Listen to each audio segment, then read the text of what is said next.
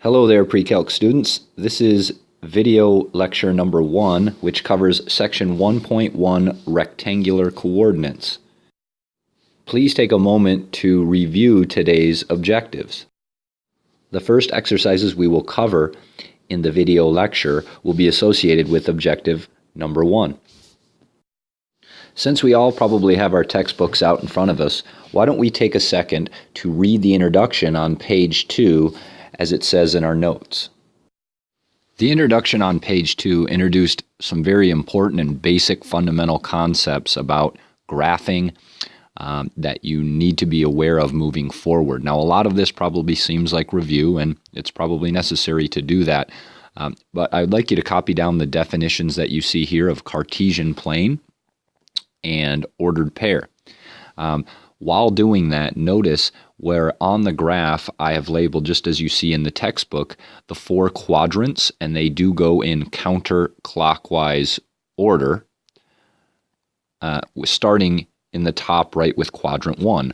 All points in quadrant 1, notice, will have a positive x and a positive y point. In quadrant 2, we have negative x's and positive y's. In quadrant 3, we always have points that are negative x and negative y. And in finally quadrant 4, we will always have points that have a positive x coordinate and a negative y.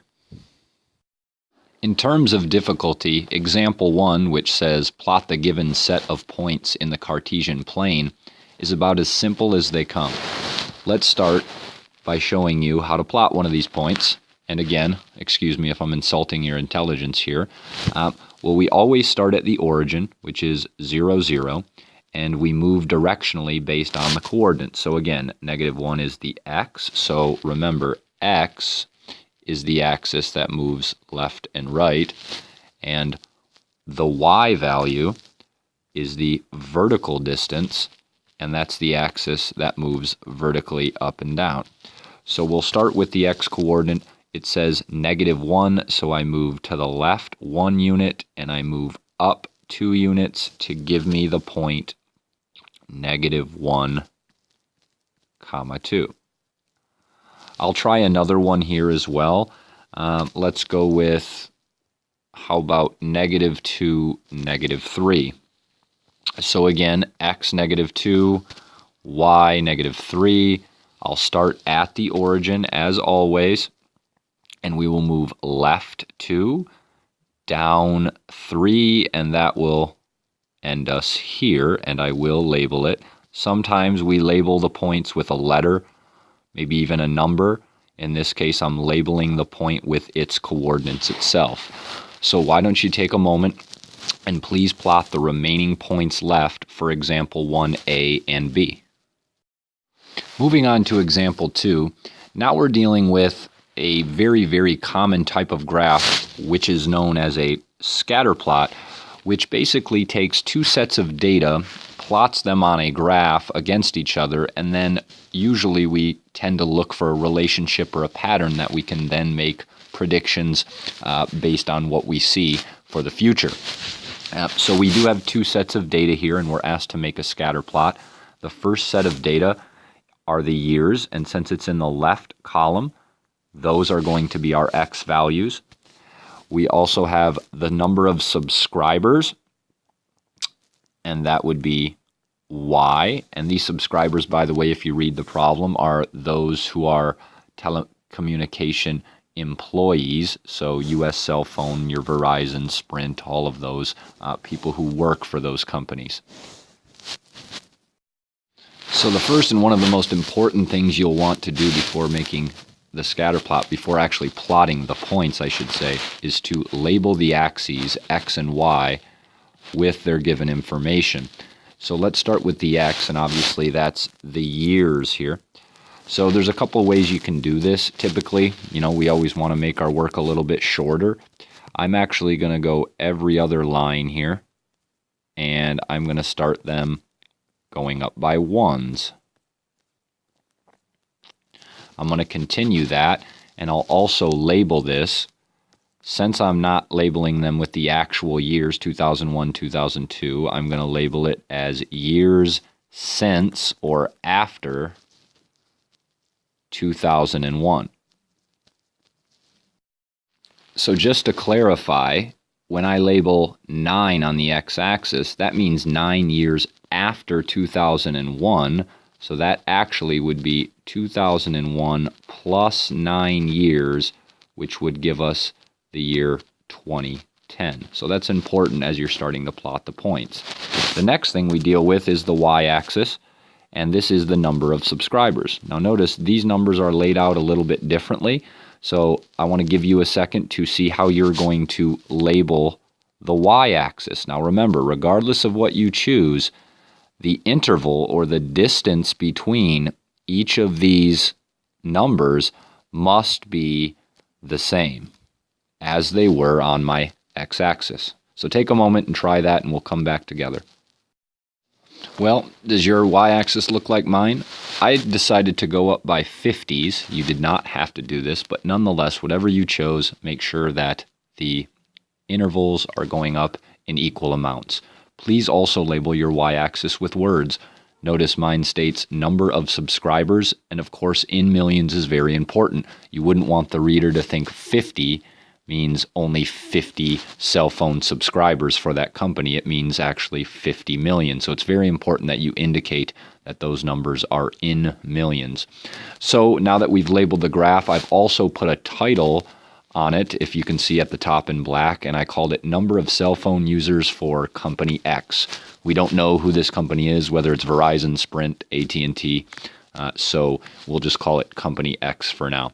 So go ahead and plot these points. I'll start with the first one with you. Now these are estimates. So 2001, there were about 128.4 million users. So I look at 2001, that's actually going to be 0 on the X, and 128 is going to be between 100 and 150. So that's right about there. So that point is checked off. Go ahead and plot the remaining points on the scatter plot and we'll check your work.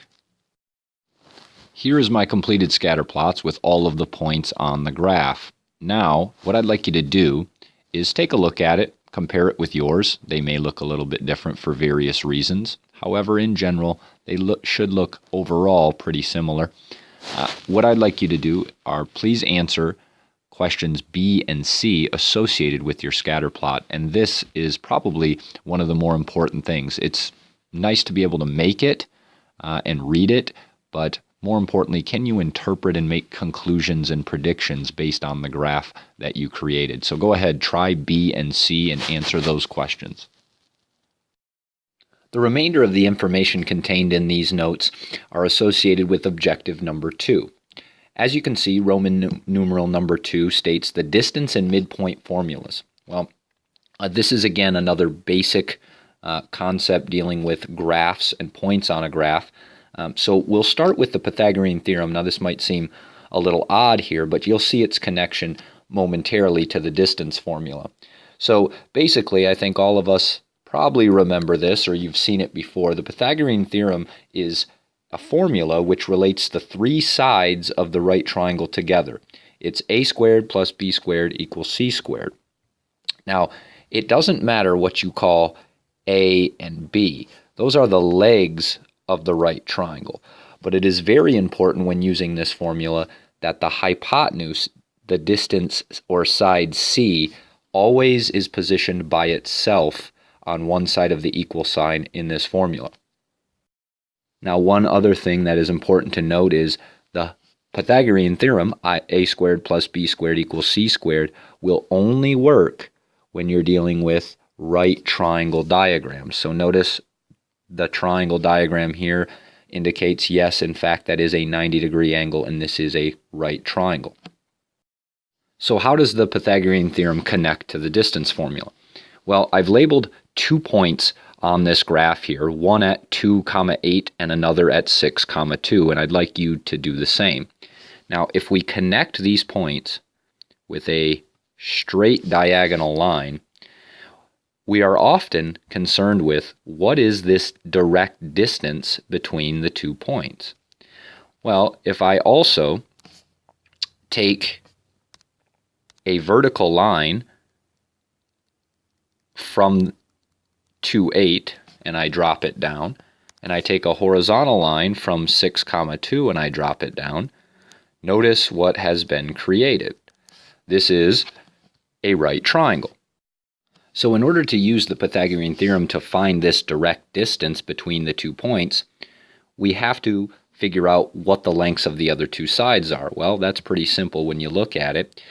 The distance vertically of the right triangle is simply taking the 2 y coordinates, the 2 and the 8, and subtracting them together. Now notice what I have here, these vertical bars, that stands for the absolute value. So if you subtract these values and get a negative, you need to make that number positive, because we know that distances are never measured with negative numbers. The same thing goes with the x. To find the horizontal distance, or let's call it side B of the right triangle, you must subtract the 2 red x values to get that distance. Once you know those 2 sides, call them A and B of the right triangle, we can easily find side C, or this direct distance, using the Pythagorean theorem. Now what you see on page 3 of your notes are 2 very common formulas which you probably learned in both Algebra 1 and Geometry, and probably used a little bit in Algebra 2 as well, but they were first introduced in 9th grade, maybe even earlier. The distance formula and the midpoint formula. So I have this diagram in the midpoint formula box that has 2 points. We have point 1 and point 2. Now, what you see in blue, the distance between them is what the formula at the top will find us.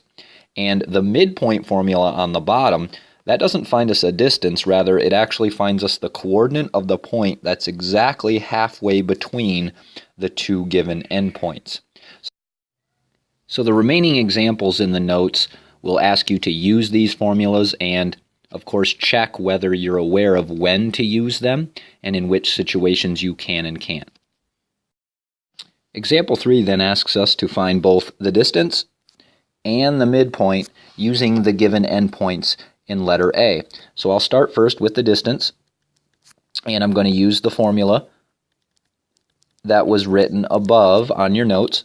So the square root of the x values subtracted together, so 3 minus a negative 2, and then of course squared, plus now the y coordinates subtracted, 4 minus 1 squared, and then we simplify from there. I went ahead and continued to simplify, and I've gotten my final answer, which is the square root of 34. Since that's not a whole number, we can either leave it a in the square root form or give an approximation, which is about 5.83 units. Now we will try the midpoint on these 2 points. The midpoint formula essentially asks us to average the x coordinates and average the y coordinates so that we can find the middle between the 2. So the first part of the midpoint formula, we need to find the midpoint x coordinate. To do that, we will add the x coordinates together. So this is different than the distance formula because within you're subtracting the x values in the distance. Here you're not with the midpoint. So we will do 3 plus negative 2. And for the y coordinate of the midpoint, we will take the given y coordinates, 1 and 4, and add them together. Now you simplify and your answer will be in the form of a coordinate point. Again, I went ahead and simplified this and gotten down to my final answer. And I do not care whether you keep your answers as fractions like you see in my first version of my answer, or whether you want to turn them to decimals. So please complete the notes by completing the remaining examples we have not covered. 3B, example 4, example 5, and last but not least, example 6. Thanks for watching my very first video lecture, and I will see you tomorrow in class. Good luck.